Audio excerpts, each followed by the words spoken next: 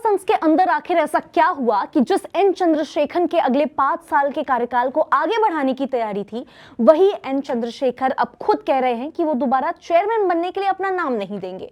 आखिर अंदर ऐसा चल क्या रहा था? देखिए, एन चंद्रशेखर ने टाटा सन्स के चेयरमैन पद को लेकर के अब जो फैसला लिया है, उसने 18 अगस्त की जो एजीएम है उससे ठीक पहले पूरे टाटा ग्रुप की जो तस्वीर है बदल करके रख दी है। लेकिन कहानी सिर्फ इतनी नहीं है कि जो चेयरमैन है वो अपना कार्यकाल पूरा करके चले जाएंगे। असली सवाल यह है कि आखिर इस फैसले की नौबत आई क्यों, पिछले 6 महीने से क्या अटका हुआ था और टाटा सन्स के अंदर लीडरशिप को लेकर के ऐसा क्या बदल गया कि अब सक्सेसर की तलाश की बात सामने आ रही है।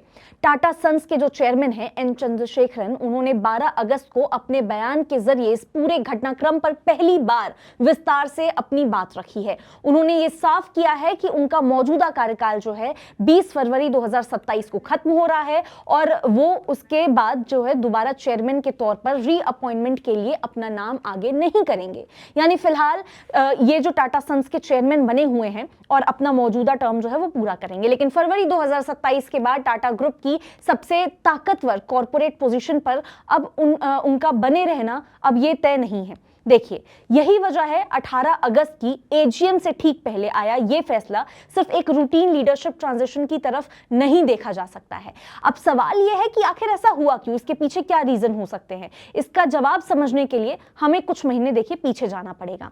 चंद्रशेखरन का जो मौजूदा 5 साल का टर्म है फरवरी 2027 में खत्म होना था। इससे पहले उनके अगले 5 साल के एक्सटेंशन को लेकर के प्रक्रिया शुरू हुई थी। चंद्रशेखरन के हिसाब से अगर आप समझे, सर दोराबजी टाटा ट्रस्ट और सर रतन टाटा ट्रस्ट ने उनके अगले 5 साल के कार्यकाल को बढ़ाने के प्रस्ताव पर यहां पे यूनानिमसली रेजोल्यूशन किया था। यानी कि शुरुआत में उनके एक्सटेंशन को लेकर के तस्वीर जो है काफी सकारात्मक दिखाई दे रही थी। अब इस रिकमेंडेशन को टाटा सन्स की नॉमिनेशन और रेम्यूनरेशन कमेटी और फिर बोर्ड के सामने रखा जाना था। फिर आया 24 फरवरी 2026 का दिन। टाटा सन्स बोर्ड की मीटिंग में चंद्रशेखरन ने अगले 5 साल के टर्म का जो प्रपोजल है वो उनका रखा गया, लेकिन यहीं से कहानी बदल गई। चंद्रशेखरन ने अपने बयान में कहा कि बोर्ड में मौजूद एक सदस्य ने इस प्रपोजल को सपोर्ट नहीं किया और इस वजह से रेजोल्यूशन आगे नहीं बढ़ पाया। यानी कि जिस एक्सटेंशन को लेकर के शुरुआत में रिकमेंडेशन हो चुकी थी, वो बोर्ड के स्तर पर कंसेंसस तक यहाँ पे नहीं पहुंच सका। इसके बाद उम्मीद ये थी कि आने वाली किसी बोर्ड मीटिंग में इस पर फैसला हो जाएगा, लेकिन चंद्रशेखरन के हिसाब से उस मीटिंग को करीब यहाँ पे 6 महीने बीत चुके थे और अब तक कोई ऐसा रेजोल्यूशन नहीं हो पाया है। अब यहीं से इस पूरे के पूरे मामले की गंभीरता समझ में आती है, क्योंकि यहाँ सिर्फ यहाँ पे किसी चेयरमैन की रीअपॉइंटमेंट पर यहाँ पे जो सामान्य चर्चा है वो नहीं हो रही है। टाटा सन्स के पूरे टाटा ग्रुप की होल्डिंग कंपनी और प्रमोटर है। अब ऐसे में चेयरमैन के फ्यूचर को लेकर के महीनों तक फैसला ना होना अपने आप में एक बहुत बड़ा डेवलपमेंट है। अगर लीडरशिप को लेकर के यहाँ पे क्लैरिटी नहीं है तो इसका जो असर है उन बड़े स्ट्रैटेजिक डिसीजन पर भी पड़ सकता है जिन पर यहाँ पे टाटा ग्रुप इस समय काम कर रहे हैं। खुद यहाँ पे चंद्रशेखरन ने अपने बयान में ऐसा कहा कि टाटा सन्स एक बहुत बड़ी संस्था है और इस वक्त कई स्ट्रैटेजिक प्रोजेक्ट्स जो है क्रिटिकल स्टेजेस पर है। अब ऐसे में ग्रुप के लिए सिर्फ एक लीडर होना यहाँ पे जरूरी नहीं है, बल्कि लीडरशिप को लेकर के क्लैरिटी भी होना बहुत ज्यादा जरूरी है। अब यहाँ पर एक और बहुत बड़ा सवाल खड़ा होता है, अगर फैसला नहीं हो पा रहा था तो चंद्रशेखरन ने खुद ही अपने नाम पीछे क्यों कर लिया। देखिए, चंद्रशेखरन के बयान के हिसाब से अगर आप समझे, जो उन्होंने स्टेटमेंट पास किया है, उन्होंने बोर्ड को बताया है कि वो 20 फरवरी 2027 को अपना मौजूदा टर्म पूरा होने के बाद रीअपॉइंटमेंट के लिए खुद को ऑफर नहीं करेंगे।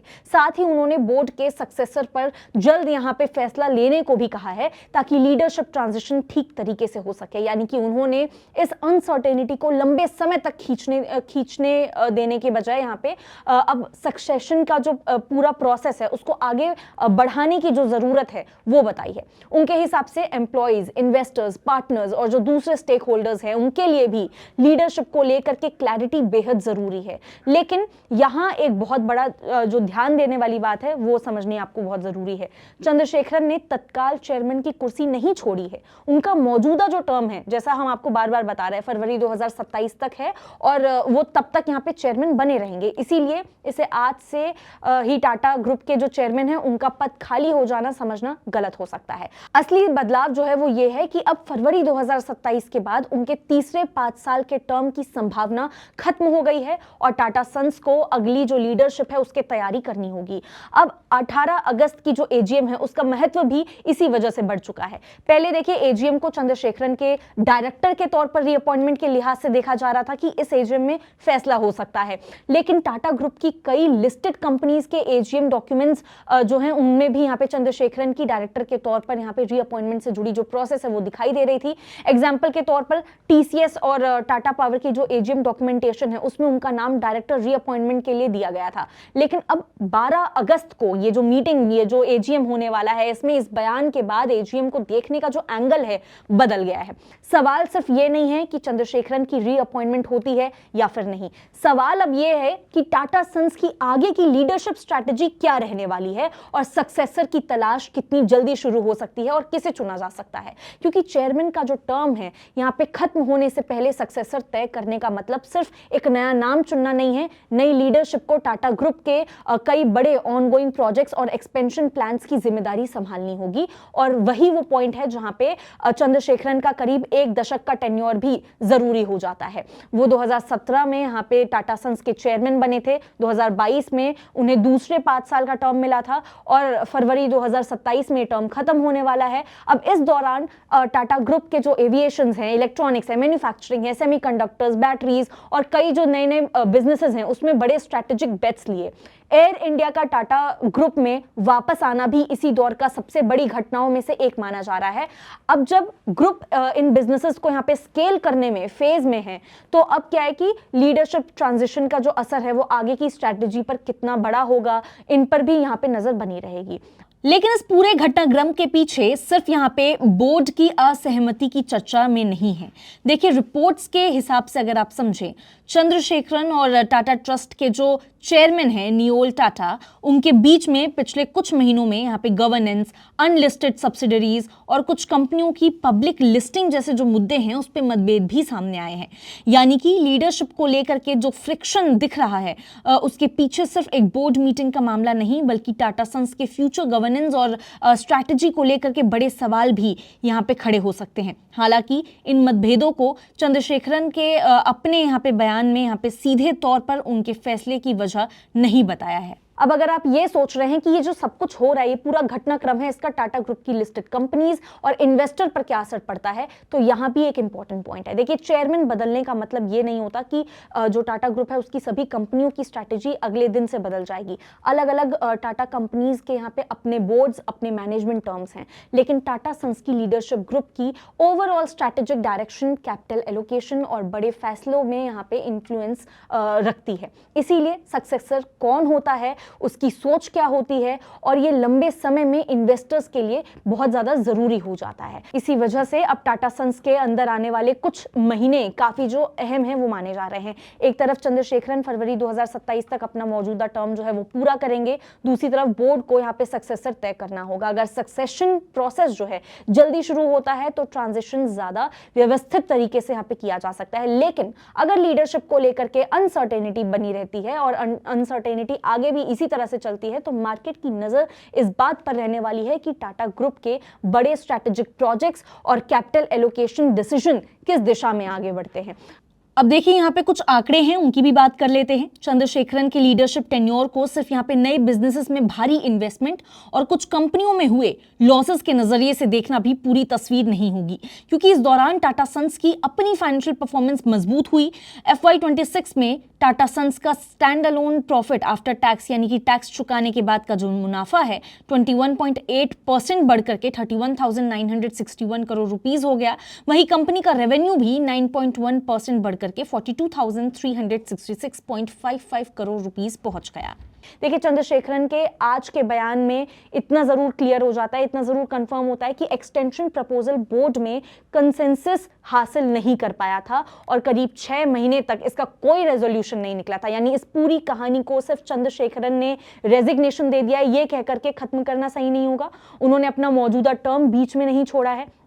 उन्होंने फरवरी 2027 के बाद रीअपॉइंटमेंट के लिए खुद को ऑफर न करने का फैसला किया है।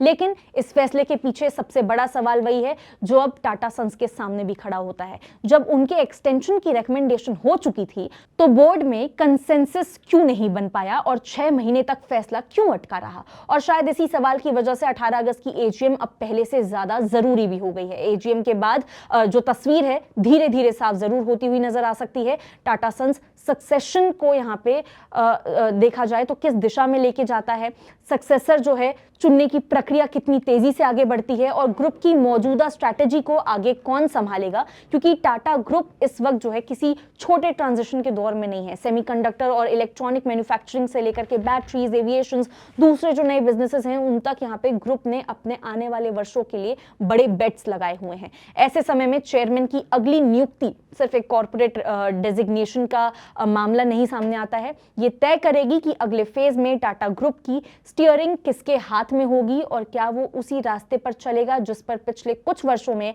ग्रुप को तेजी से आगे बढ़ाया गया। क्योंकि फिलहाल देखिए तस्वीर इतनी है कि चंद्रशेखरन फरवरी 2027 तक टाटा सन्स के चेयरमैन बने रहेंगे, लेकिन उसके बाद वो रीअपॉइंटमेंट नहीं मांगेंगे। उनके एक्सटेंशन का प्रस्ताव फरवरी में यहाँ पे बोर्ड के सामने आया था, लेकिन कंसेंसस नहीं बन सका और करीब 6 महीने तक यहाँ पे कोई फैसला नहीं हुआ। अब उन्होंने खुद बोर्ड के सक्सेसर पर जल्द फैसला करने को कहा है, लेकिन असली कहानी अब शुरू होती है। क्योंकि देखिए अगला सवाल चंद्रशेखरन का जाना नहीं बल्कि टाटा सन्स की अगली कमान किसके हाथ में आएगी, किसके हाथ में आएगी ये स्टीयरिंग, और उस बदलाव के साथ टाटा ग्रुप की दिशा कितनी बदलेगी, यही सबसे बड़ा सवाल है। आप इस बारे में क्या सोचते हैं, क्या कुछ आपके थॉट्स कमेंट करके जरूर बता सकते हैं।